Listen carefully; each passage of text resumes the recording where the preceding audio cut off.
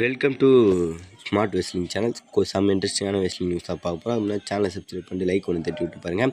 First start பண்ணுவோம் இந்த வெறி கொண்ட விஷயத்துலேருந்து. அண்ட் கைஸ் இப்போது ஃபுல்லாகவே கடுப்பானது ட்ரிபிள் ஹெச் மேலே தான். ஏன்னா இப்போ வந்து ரேண்டி ஆர்ட்டனை மெயின் பாயிண்டில் போடலை. அது என்ன நான் சொல்கிறதுனா, இப்போது தலைவனுக்கு என்னங்க குறை? நம்ம என்ன நினச்சோம், 2 வருஷம் ஆகிடுச்சு ரேண்டி ஆர்ட்டனுக்கு அப்போ புஷ் பண்ணுவாங்க, இப்போ வேர்ல்டு சாம்பியன் கொடுப்பான், அப்போ வேர்ல்டு சாம்பியன் இது வரைக்குமே ஒன்றையுமே காணோம். அந்த போஸ்டர் ஒன்று ரிலீஸ் பண்ணாங்களா WrestleMania 42ல், அதில் மெயின் கார்டர், அதாவது மெயின் கார்டர் 4 பேர் இருக்காங்க. கோடி, ரோமனு, பிராக் லெஸ்னர், CM பங்க். அப்போ ரேண்டி என்ன சும்மாவா? கைஸ் என்ன கைஸ் இது இப்படி பண்ணிட்டாங்க? கோடி ரோஸோட ரேண்டி ஆர்டன் அப்போ சும்மாவா? CM பங்க் கோடி ரோஸோட CM பங்க்கு விடுங்க, அவர் இப்போ வந்தார், அவருக்கு நல்லாவே போயிட்டுருக்கு, போடலாம். கோடி ரோஸ் சாம்பியனாக இருக்க ரைட்டு. அப்போ கோடி ரோஸோட குறைஞ்சிடுவா ரேண்டி ஆர்டன் நான் கேட்குறேன். என்ன கைஸ் இவனுங்க பண்ணுறது ஒன்றுமே வேலைக்கு ஆகாத மாதிரி தான் இருக்குது. ரேண்டி ஆர்ட்டனை ஒரு மொக்கையாக தான் பண்ணுறேன். 23 வருஷம் WWEக்காக நாயா பேயா உழைக்கிற ரேண்டி ஆர்ட்டனு, இவருக்கு அந்த இடத்துல இடம் இல்லைன்னா எப்படி? அவங்க CM பங்க்கு கோடி ரோஸ்லாம் AEW போயிட்டு வந்தவங்க, அவங்களுக்கே இந்த அளவுக்கு பெட்டரான புஷ்ஷு. பிராக் லெஸ்னரை விடுங்க, பிராக் லெஸ்னர் இப்போ ரிட்டர்ன் பண்ணார், அவரெல்லாம் போடலாம் தாராளமாக. ரோமன் ரென்ஸு WWE தூக்கி நிறுத்தி வச்சார், அவரையும் போட்டாங்க ரைட்டு.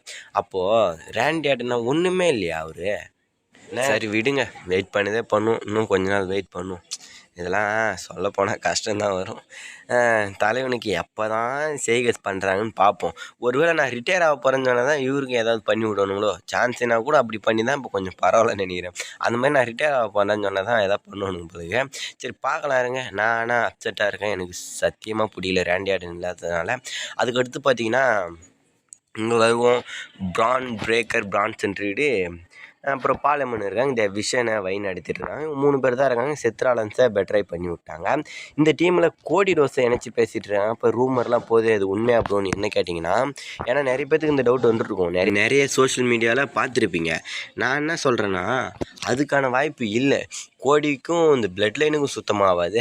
அதுக்கப்புறம் அந்த பிரச்சனைலாம் முடிஞ்சு இது இப்போ விஷனுக்கும் இவங்களுக்கும் ஆகாது. லாஸ்ட்டு ஸ்டோரியே இவங்க கூட தான் போனாங்க. அதனால் கோடி கண்டிப்பாக அதில் ஜாயின் பண்ண மாட்டார். பாலமன்னா தான் முயற்சி எடுத்தாலும் வாய்ப்பு கம்மின்னு தான் நான் நினைக்கிறேன். ஒருவேளை கோடி ஈல்டன் பண்ணாருன்னா இந்த சாம்பியன்ஷிப் தோக்க போகிற நிலைமையில் இருந்து ட்ரூ மேகன் கேட்டு அப்போ இவங்க ஹெல்ப் பண்ணி ரீட்டைன் பண்ணாருன்னா, அப்போது விஷனோட ஹெல்ப் கொடுத்து ரீட்டைன் பண்ணியிருந்தானா கோடி ரோஸ் ஜாயின் பண்ணுறது வாய்ப்பு இருக்குது. ட்ரூ மேகன்டைர் ஏற்கனவே பக்காவே இல்லை, அவரே இந்த சர்வீஸ் சீரீஸில் பாலமன் கூட சேர்ந்து தான் மேட்ச் பண்ணலான்னு இருக்கார், அவங்க டீம் கூட சேர்ந்து. அதனால் ட்ரூ மேகன்டைருக்கு ஒரு பெட்டராக வாய்ப்பு இல்லை. அவர் ஏற்கனவே வில்லாதி வில்லன். அதனால் சொல்கிறேன், இதில் சாம்பியன்ஷிப் கை மாறுமான்னு கேட்டிங்கன்னா ப்ரிடிக்ஷனில் பார்க்கலாம். இப்போதைக்கு எனக்கு சரியாக தெரியல. நெக்ஸ்ட்டு ஃபைனலாக வருவோம். இங்கே ரோமன் ரெயின்ஸ் அப்புறம் கோடி விசஸ் Brock Lesnar triple threat match.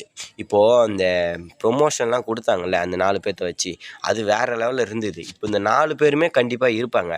இந்தமாரி மேட்ச் எதிர்பார்க்கலாம். ஏன்னா அதுக்கு முன்னாடி போன வருஷம் மீனாங்களாமல், அதுக்கு போன வருஷம் மீனால அது மாதிரி ரோமனு, கோடி, செத்ராலன்ஸு, ராக் இருந்தாங்க.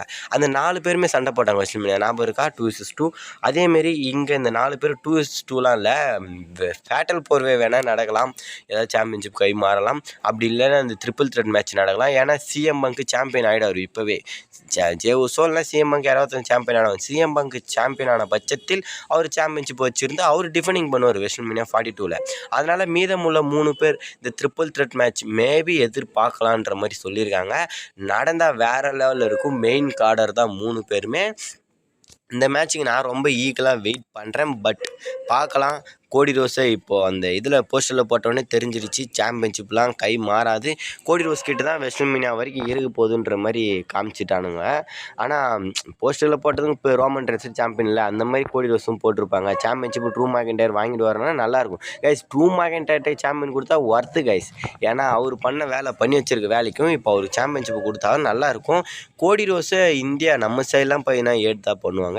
அது மட்டும் இல்லாமல் அதை விட்டு தள்ளுங்க. சில பேர்த்துக்கு பிடிக்கும், சில பேத்துக்கு பிடிக்காமல் இருக்கும். ஆனால் ட்ரூ மேக்கின்டையர் நிறைய பேத்துக்கு பிடிக்கும். அதுவும் இல்லாமல் சாட்டர்டே நைட் மெயின் ஈவெண்ட்டை நம்ம சோனியிலே டிவியில் பார்க்கலான்னு வேறு சொல்லியிருக்காங்க. அதுன்னு எனக்கு கன்ஃபார்மாக தெரியல. கன்ஃபார்ம் ஆனால் சொல்கிறேன். சில பேர் அஃபிஷியல் தான் ப்ரோ, கன்ஃபார்மாக பார்க்கலான்ற மாதிரி சொல்லியிருக்காங்க.